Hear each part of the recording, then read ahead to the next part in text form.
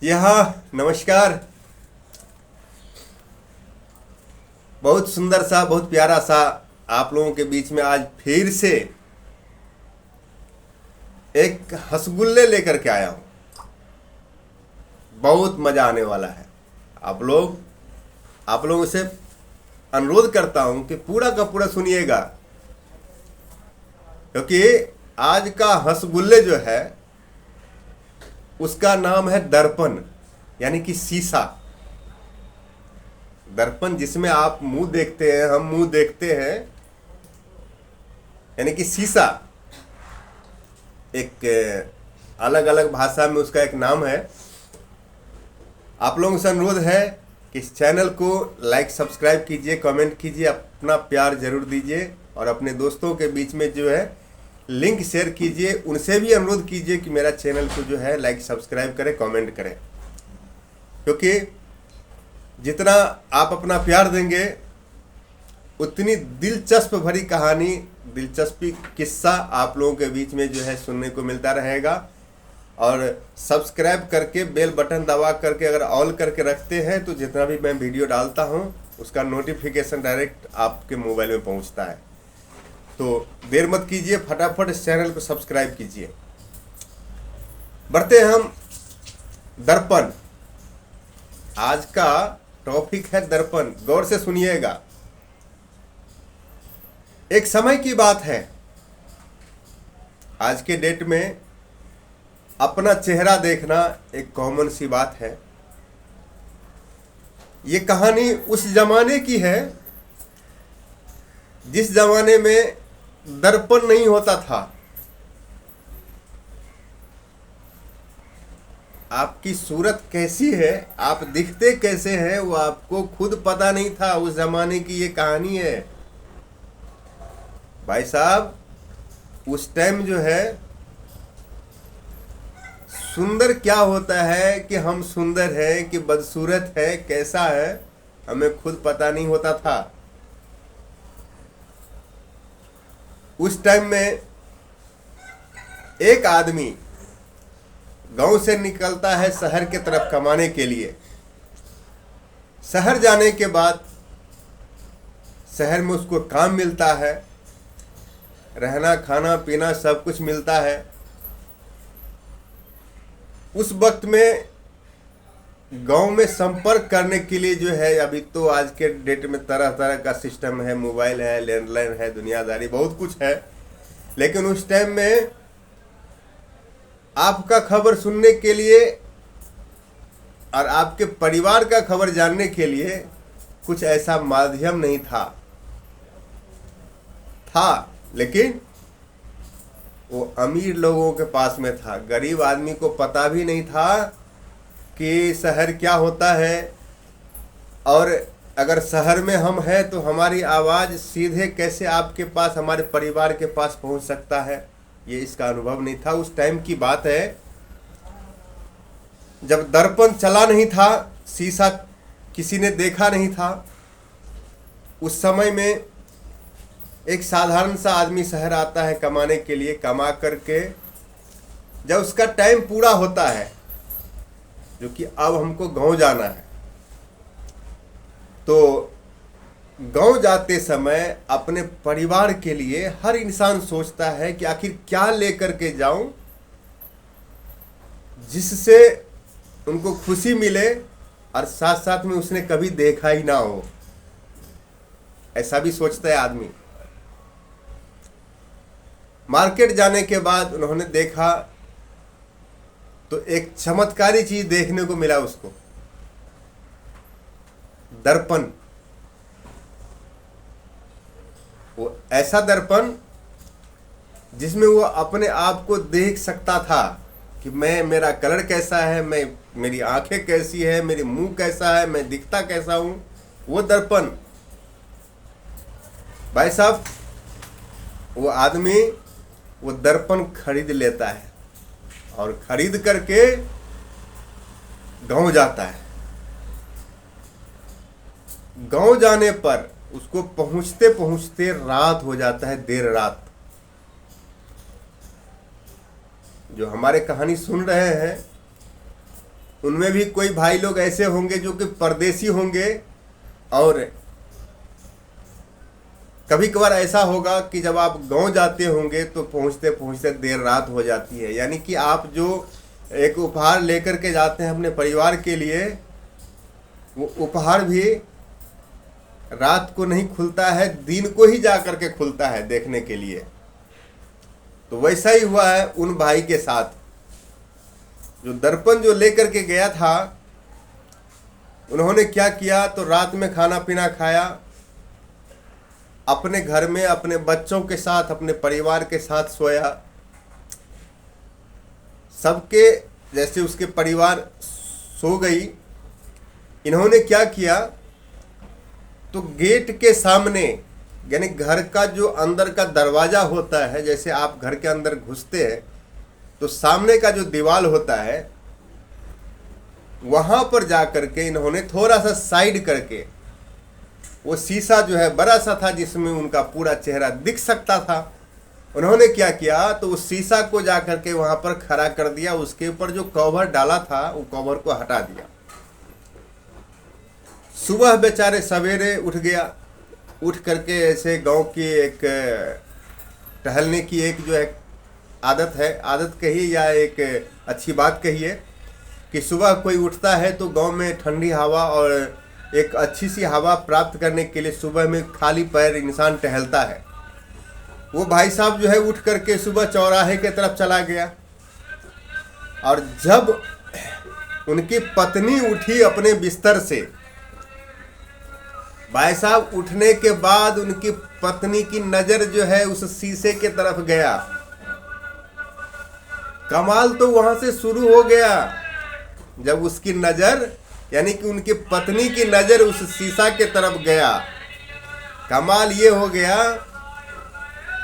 कि वो महिला ने अपनी ही सूरत उस शीशा में देख लिया, यानी उस दर्पण में देख लिया। भाई साहब अपनी सूरत देखने के बाद वो इतना रोने लगी, इतना रोने लगी, जो उनकी सास रोने की आवाज सुन करके जो है वो रोते रोते, वो महिला यानी कि वो लेडीज जो है रोते रोते वो बाहर आई।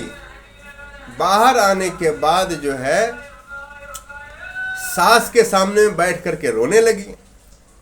तो सास ने पूछा कि रोने का कारण क्या है, क्या हुआ?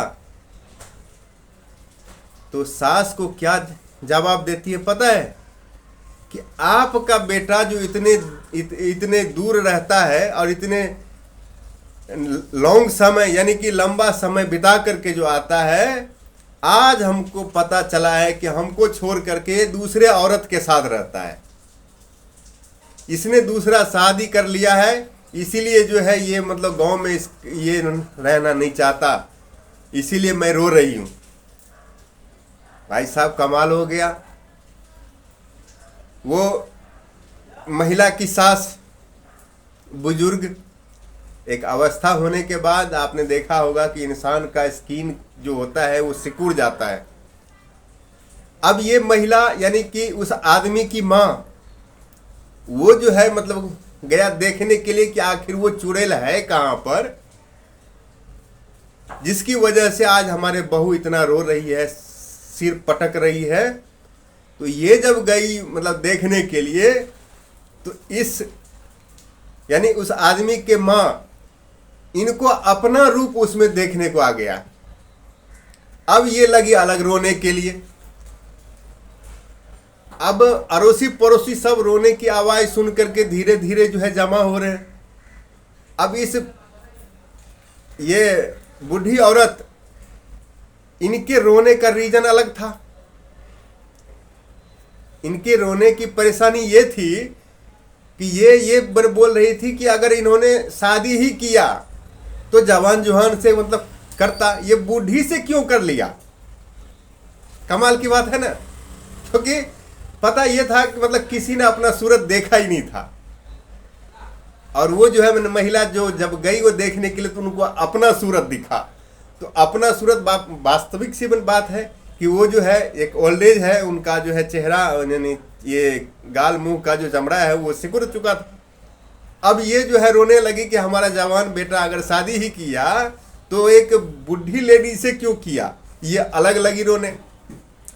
अब सास बहू भाई साहब आंगन में जो है अपना सर पटक पटक करके रोए जा रही है। गांव का सब जो है, अब वो सास जो है घर से निकलते ही अपना घर का दरवाजा बंद करते हुए निकली कि आज आने दो उसको, यानी कि उनका गुस्सा अपने बेटे के ऊपर और उस लेडीज उनका गुस्सा अपने पति के ऊपर, जो कि आज ये आता है तो इसका फैसला हो करके रहेगा।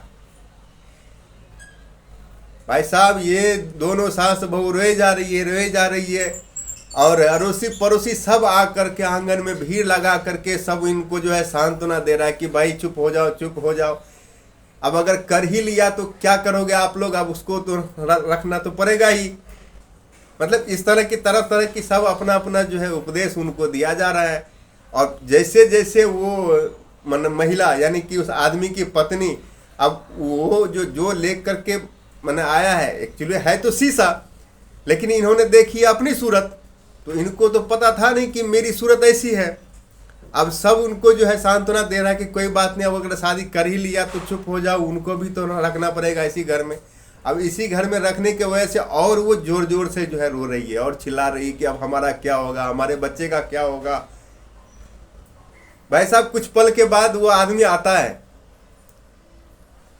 वो जैसे ही घर के अपने पीछे जैसे रोड के ऊपर खड़ा रहता है तो जोर जोर से रोने की आवाज़, और गांव के अपने ग्रामीण जो है उसके आंगन के तरफ बढ़ने चलने की जो है वो प्रक्रिया को देखता है तो ये बिल्कुल चौंक जाता है, पूछता है कि क्या हुआ, अरे इतने लोग हमारे घर के तरफ कहाँ, मतलब किसको क्या हुआ, क्यों आप लोग मतलब जा रहे हो और ये रोना धोना क्यों हो रहा है।